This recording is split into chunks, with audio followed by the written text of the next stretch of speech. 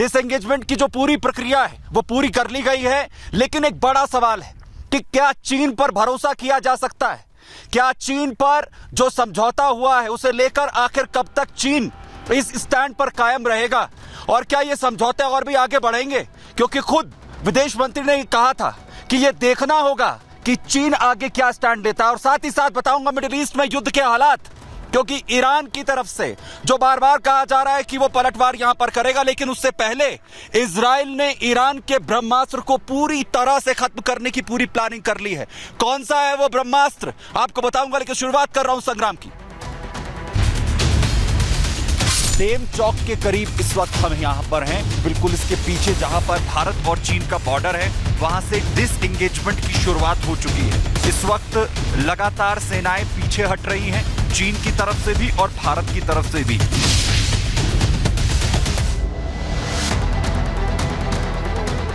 तो क्या चालाक ड्रैगन लेगा यू टर्न? डिसएंगेजमेंट का जो पूरा प्रोसेस हुआ समझौते के बाद, उस पर सबसे बड़ा सवाल अब यही है कि क्या चीन लगातार इस समझौते पर टिका रहेगा? क्या वो अपनी बात से मुकर तो नहीं जाएगा? क्योंकि इससे पहले इतिहास यही रहा है। और वो कौन सी वजह है जो चीन को मजबूर कर रही थी कि आखिर उसे भारत के साथ जो दोस्ती है वो उसे अपने आगे बढ़ानी है, उसे भारत के साथ दोस्ताना अपने संबंध मजबूत करने पड़ेंगे और बातचीत के टेबल पर आना पड़ेगा।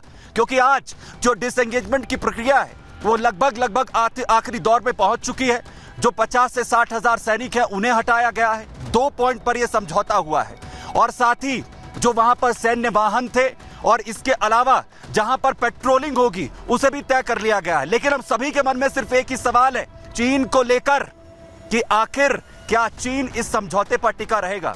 दरअसल जो डिसएंगेजमेंट में वहां 50 से 60 हजार जवानों को पीछे किया गया है, वाहन 50 से 60 वहां पर थे उन्हें हटाया गया है। जो सैन्य वाहन थे, टेम्परेरी टेंट्स वहां लगाए गए थे उन्हें हटा लिया गया है। 12 से 13 टेंट वहां पर थे डेमचोक और देपसांग के अंदर। लेकिन सबसे बड़ी बात यह है, जो सबसे बड़ा सवाल है, प्रक्रिया भले ही अपने आखिरी दौर में इन 2 पॉइंट्स पर पहुंच चुकी हो, कि आखिर चीन क्या इस पर बना रहेगा? क्या जो ड्रैगन है वो यू टर्न तो नहीं लेगा? और 7 बड़ी वजह है इसके पीछे, ऐसे ही यह समझौता नहीं हुआ है। कौन सी है वो 7 बड़ी वजह? देखिए इस रिपोर्ट में।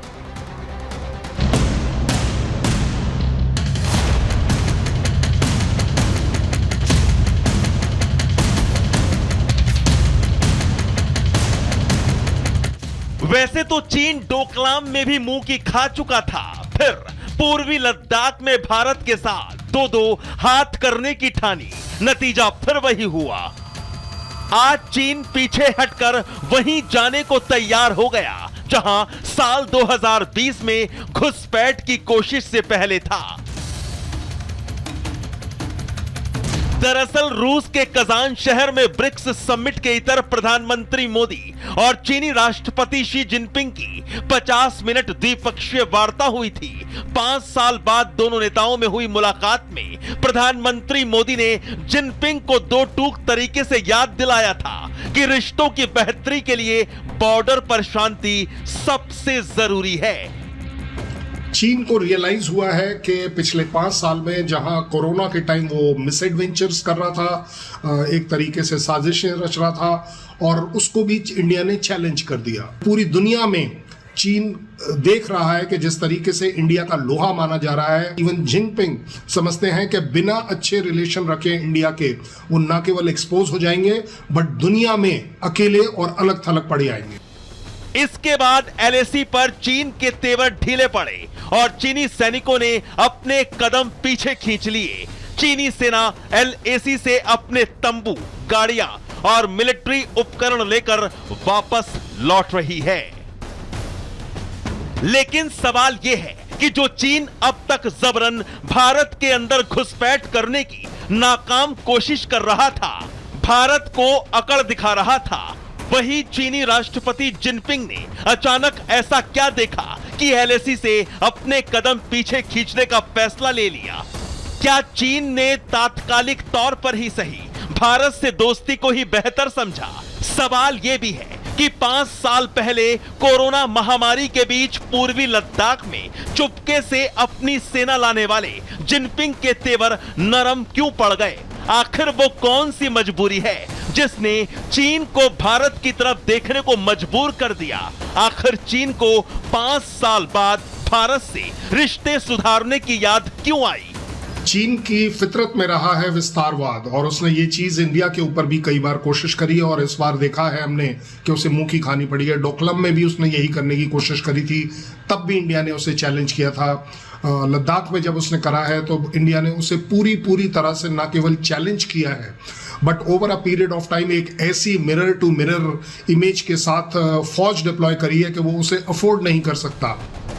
दरअसल प्रधानमंत्री मोदी ने बता दिया कि भारत की ताकत क्या है। पिछले 5 साल में मोदी ने दुनिया भर में भारत का लोहा मनवाया है। एक चीन था जो गलवान घाटी में कोरोना महामारी के दौरान भी साजिशें रच रहा था, दूसरी ओर भारत था जो लोगों की जिंदगियां बचा रहा था। तो चीन को समझ में आया है अब 5 साल में, क्योंकि उसने देख लिया कि भारत न केवल आपको चैलेंज करेगा बट आपको ठोकने के भी मूड में है। सबसे बड़ी बात यह है कि चीन की मजबूरी है, एक उसका सैनिक वहां रहने को तैयार नहीं है, दूसरा पूरी दुनिया में उसके विस्तारवाद की नीति एक्सपोज हो रही है, तीसरी बात इंडिया पहली बार उसे न केवल चैलेंज कर रहा है बट स्ट्रांगली चैलेंज कर रहा है। उससे भी बड़ी बात कि उसको इकोनॉमिक सेटबैक भी साथ साथ मिल रहा है, क्योंकि जिस तरीके से इंडिया ने उसके अगेंस्ट एक इकोनॉमिक मुहिम करी है। वहीं जिनपिंग की साख पर बट्टा लग रहा था तो प्रधानमंत्री मोदी वर्ल्ड लीडर के तौर पर उभर रहे थे और कहीं ना कहीं इन सब बातों ने जिनपिंग को रिश्तों की गाड़ी दोबारा शुरू करने को मजबूर कर दिया। Bureau report, Republic Bharat. तो ऐसा नहीं है कि चीन कोई उदारवादी नीति पर उतर आया है। वो चीन जो लगातार विस्तारवादी नीति पर लगा रहता है, बड़ी वजह इसके पीछे है जिसमें भारत सरकार की अहम नीतियां इसमें सबसे ज्यादा कारगर रही हैं। और 7 बड़ी वजह जो मैं आपको बता रहा हूं वो एक बार फिर से समझने की कोशिश कीजिए कि आखिर इसके पीछे वजह क्या रही है। अगर वजह नंबर 1 की बात करूं तो वजह नंबर 1 है कि दिन ब दिन जो चीन की विकास दर है वो लगातार गिर रही है। भारत मजबूती के साथ विश्व पटल पर अपनी पहचान बना रहा है, जबकि विकास दर जिसके लिए चीन जाना जाता था उसमें कमी लगातार देखने को मिल रही है। वजह नंबर 2, ट्रंप के वादे का डर चीन को सता रहा है। दरअसल चीन की तरफ से जो माल तैयार किया जाएगा चीन में, वो अमेरिका अगर वहां भेजा जाता है उस पर 60% टैक्स की बात ट्रंप की तरफ से कही गई है। जल्द ही यहां पर राष्ट्रपति चुनाव भी होने वाले हैं। ट्रंप अगर जीतते हैं तो चीन की मुश्किलें बढ़ जाएंगी। इससे होगा है कि ट्रंप राष्ट्रपति बनते हैं तो इससे चीन में बेरोजगारी फैलने का डर है। इसकी वजह से भी चीन को बातचीत के टेबल पर आना पड़ा है, क्योंकि भारत और अमेरिका के रिश्ते पिछले दिनों जिस तरीके से मजबूत यहां पर हुए हैं। वहीं चौथी वजह बताऊं, डॉलर के मुकाबले युआन को विश्व पटल पर पहचान बनाने की जो कोशिश चीन की तरफ से हुई थी उसे देशों ने स्वीकार नहीं किया है। युआन की जो स्वीकृति है वो यहां पर नहीं हुई है। वजह नंबर 5, दक्षिण चीन सागर के अंदर जो कॉन्फ्लिक्ट्स हैं वो चीन के लगातार बढ़े हैं। वहीं भारत अपने पड़ोसियों के साथ भी और बाकी दुनिया में भी जो अपने रिश्ते हैं वो मजबूत कर रहा है।